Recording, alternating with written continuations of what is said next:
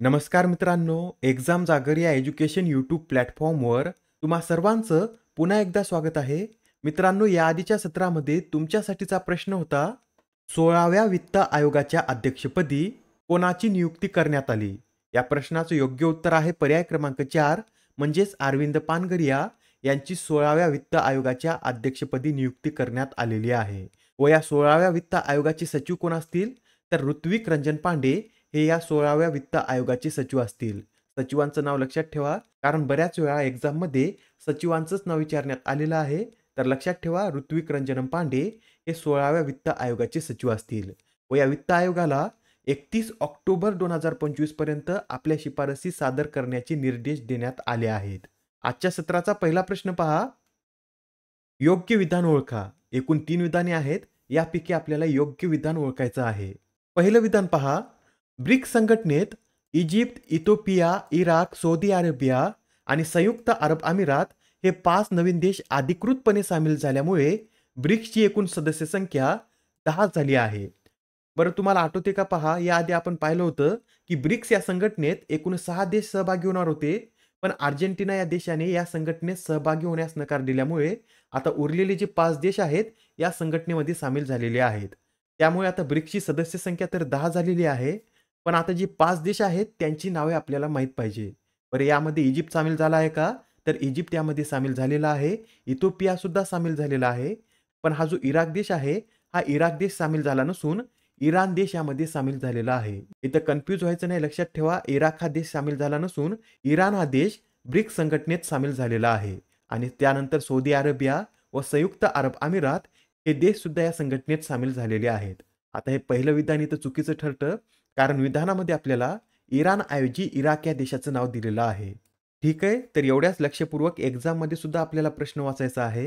आता दुसरं विधान पहा.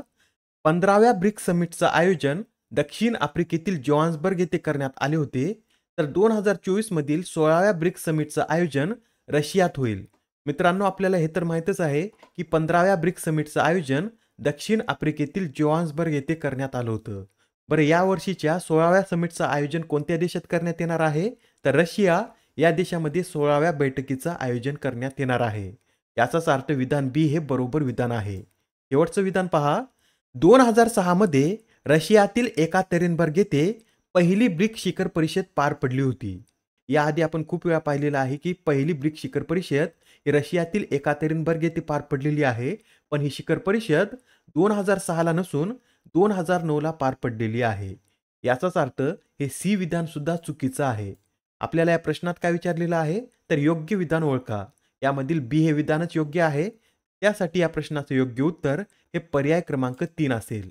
ठीक आहे, एवढ्या बाबी तर तुमच्या लक्षात आल्या असतील. तर ब्रिक्स संघटनेविषयी थोडक्यात आपण माहिती पाहून घेऊया. पहा, ब्रिक्स संघटनेची संकल्पना गोल्डमन सॅक्सचे अर्थशास्त्रज्ञ जिम ओनिल यांनी मांडली होती. 2006 मध्ये G8 आउटरीच शिखर परिषदेनंतर हे ब्रिक्स सदस्य देश प्रथम एकत्र आले होते व 2006 मध्येच या गटाला औपचारिक रूप देण्यात आलेले होते. त्यानंतर 2009 मध्ये याची पहिली बैठक झालेली आहे व 2010 मध्ये दक्षिण आफ्रिका यात सामील झाल्यानंतर या गटाला ब्रिक्स असं नाव देण्यात आलेलं आहे. मित्रांनो, या आधीच्या ज्या ब्रिक्स बैठका झालेल्या आहेत त्या कोणत्या देशात झालेल्या आहेत हे सुद्धा आपल्याला माहीत पाहिजे. तर लक्षात ठेवा, 14वी ब्रिक्स परिषद चीनमध्ये आयोजित करण्यात आली होती, 13वी भारतात, 12वी रशियात, तर 11वी ब्राझीलमध्ये आयोजित करण्यात आलेली आहे. ठीक आहे, तर आता प्रश्न क्रमांक दुसरा पहा. देशातील पहिली मुलींची सैनिक शाळा कोणत्या शहरात सुरू करण्यात आली? तर आता देशातील पहिली मुलींची सैनिक शाळा ही वृंदावन या शहरामध्ये सुरू करण्यात आलेली आहे व याचं उद्घाटन संरक्षण मंत्री राजनाथ सिंह यांच्या हस्ते करण्यात आलं. मित्रांनो, या शाळेचं नाव काय आहे? तर संवित गुरुकुलम गर्ल्स सैनिक स्कूल असं या शाळेचं नाव आहे व या शाळेत एकूण 870 विद्यार्थिनींना शिक्षण व प्रशिक्षण दिले जाणार आहे. अत्यंत महत्त्वाचा प्रश्न आहे, लक्षात ठेवा, एक्झाममध्ये हमखास तुम्हाला यावर प्रश्न विचारण्यात येईल. देशातील पहिली मुलींची सैनिक शाळा उत्तर प्रदेश राज्यातील मथुरा जिल्ह्यातील वृंदावनमध्ये सुरू करण्यात आली आहे. प्रश्न क्रमांक तिसरा. अलीकडेच LP हेमंत श्रीनिवासलू यांना कोणाच्या हस्ते मॅन ऑफ द इयर 2023 या पुरस्काराने सन्मानित करण्यात आले? तर आता जी LP हेमंत श्रीनिवासलू आहेत यांना अमित शहांच्या हस्ते मॅन ऑफ द इयर या पुरस्काराने सन्मानित करण्यात आला आहे. बरं, यांना हा पुरस्कार कशासाठी देण्यात आला? तर त्यांना हा पुरस्कार त्यांच्या व्यापारी मुत्सद्देगिरी आणि जागतिक आर्थिक संबंधांमध्ये दिलेल्या उत्कृष्ट योगदानासाठी हा पुरस्कार देण्यात आला आहे. हे जे श्रीनिवासुलू आहेत, हे अलीकडेच लॅटिन अमेरिका आणि कॅरेबियन बिझनेस कौन्सिलचे नवीन संचालक बनले आहेत. नेक्स्ट क्वेश्चन पहा.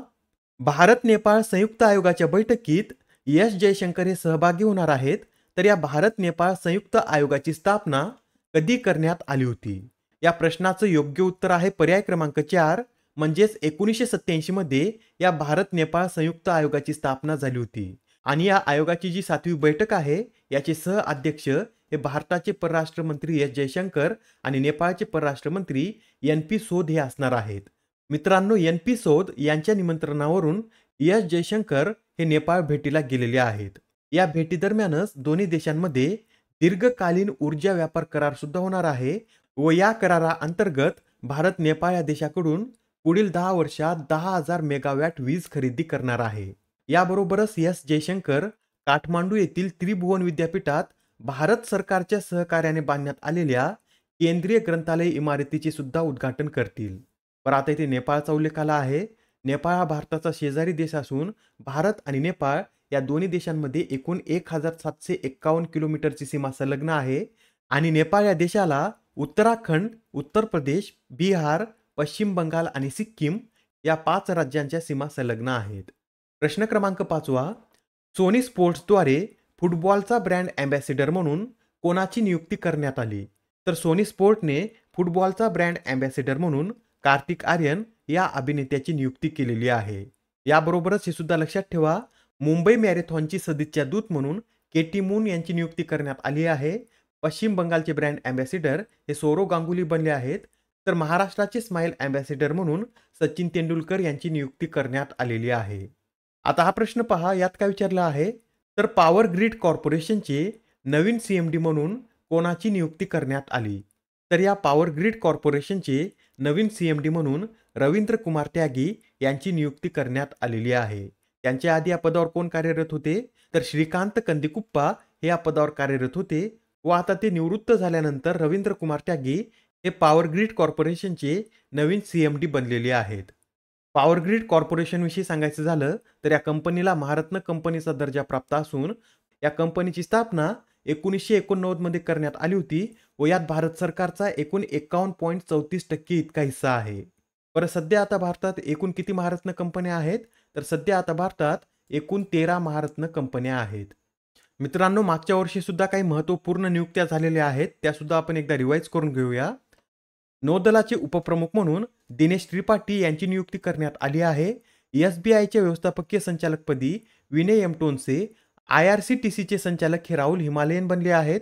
कोकण रेल्वेचे मुख्य व्यवस्थापकीय संचालक संतोष कुमार झा, भारताचे surveyor general Hitesh Kumar S Makwana, IRCTCच्या अध्यक्षपदी संजय कुमार जैन, भेलचे नवीन सीएमडी पप्पू सदाशिवमूर्ती, भारतीय निवडणूक आयोगाचे राष्ट्रीय icon Rajkumar Rao, Press Trust of India बोर्डाच्या अध्यक्षपदी KN Shantakumar, digital infrastructure providers असोसिएशनच्या अध्यक्षपदी धनंजय जोशी, तर FTII पुणेचे अध्यक्ष म्हणून आर माधवन यांची नियुक्ती करण्यात आलेली आहे. प्रश्न क्रमांक 7. आता नुकतेच प्रख्यात कायदेतज्ञ प्राध्यापक वेदप्रकाश नंदा यांचं निधन झालं आहे. तर त्यांना भारत सरकारद्वारे खालीलपैकी कोणत्या पुरस्काराने सन्मानित करण्यात आले होते? या प्रश्नाचं योग्य उत्तर आहे पर्याय क्रमांक 3, म्हणजेच त्यांना पद्मभूषण या पुरस्काराने सन्मानित करण्यात आले होते. व हा पुरस्कार त्यांना कधी प्रदान करण्यात आला होता? तर 2018 मध्ये त्यांना हा पुरस्कार प्रदान करण्यात आलेला आहे. मित्रांनो, त्यांचं निधन कोणत्या देशात झालं आहे असं सुद्धा आपल्याला विचारलं जाऊ शकतं. तर त्यांचं निधन हे अमेरिकेमध्ये झालेलं आहे. आता वेदप्रकाश नंदा यांच्याविषयी 3 पॉईंट लक्षात ठेवा. ते एक कायदेतज्ञ होते. त्यांना 2018 मध्ये पद्मभूषण पुरस्काराने सन्मानित करण्यात आलं होतं आणि त्यांचं निधन हे अमेरिकेमध्ये झालेलं आहे. अजून एक निधन वार्ता नोट करून घ्या. नुकतेच आता त्रिनिदाद आणि टोबॅगोचे माजी पंतप्रधान वासुदेव पांडे यांचं सुद्धा निधन झालेलं आहे. त्यांनी या देशाचे पंतप्रधान म्हणून 1991 ते 2001 पर्यंत कार्य केलेलं आहे व ते यामध्ये 2दा पंतप्रधान म्हणून निवडून आले होते. ते या देशाचे पहिलेच भारतवंशीय पंतप्रधान होते व तसेच परदेशात सत्ता सांभाळणारे ते भारतीय वंशाचे पहिलेच नेते होते. नेक्स्ट क्वेश्चन पहा. इंडियन सोसायटी ऑफ ॲग्रिकल्चर इकॉनॉमिक्सद्वारे ISAE फेलो 2023 ही प्रतिष्ठित पदवी कोणाला प्रदान करण्यात आली? या प्रश्नाचं योग्य उत्तर आहे पर्याय क्रमांक 1 म्हणजेच डॉक्टर पी. इंदिरादेवी यांना या पदवीने सन्मानित करण्यात आलेलं आहे. त्या केरळ राज्यामधील एक प्रख्यात कृषी अर्थशास्त्रज्ञ आहेत व त्यांना कृषी संशोधन, धोरण निर्मिती आणि अध्यापन या क्षेत्रातील अमूल्य योगदानासाठी ही पदवी देण्यात आली आहे. प्रश्न क्रमांक 9 मेरा भारत या मोहिमेची सुरुवात कोणाच्या हस्ते करण्यात आली? तर मेरा भारत या मोहिमेची सुरुवात अनुराग सिंह ठाकूर यांच्या हस्ते करण्यात आलेली आहे. आजच्या सत्रामधील शेवटचा प्रश्न पहा. दरवर्षी जागतिक ब्रेल दिन कधी साजरा केला जातो? तर आता हा जो जागतिक ब्रेल दिन आहे हा दरवर्षी 4 जानेवारी रोजी साजरा केला जातो. आणि हा दिवस 4 जानेवारी रोजीच का साजरा केला जातो? तर 4 जानेवारी 1809 रोजी फ्रेंच शिक्षण तज्ञ लुईस ब्रेल यांचा जन्मदिवस असतो आणि त्यांनीच अंधासाठी या ब्रेल लिपीची निर्मिती केली आहे. त्यासाठी त्यांच्या स्मृतीप्रित्यर्थ दरवर्षी 4 जानेवारी रोजी जागतिक ब्रेल दिन साजरा केला जातो. पहिला जागतिक ब्रेल दिन कधी साजरा करण्यात आला होता? तर 2019 मध्ये पहिला जागतिक ब्रेल दिन साजरा करण्यात आला होता. आजच्या सत्रामधील तुमच्यासाठीचा प्रश्न पहा. महाराष्ट्राचे नवे मुख्य सचिव म्हणून कोणाची नियुक्ती करण्यात आली? आता या प्रश्नाचं उत्तर कमेंटमध्ये देण्याचा प्रयत्न करा. उत्तर चुकलं तरी काही हरकत नाही, कारण ज्यावेळेस तुम्हाला या प्रश्नाचं योग्य उत्तर माहित होतं त्यावेळेस हा प्रश्न तुमच्या दीर्घ काळापर्यंत लक्षात राहतो. तर आता पुढच्या सत्रामध्ये पुन्हा भेटूया. धन्यवाद.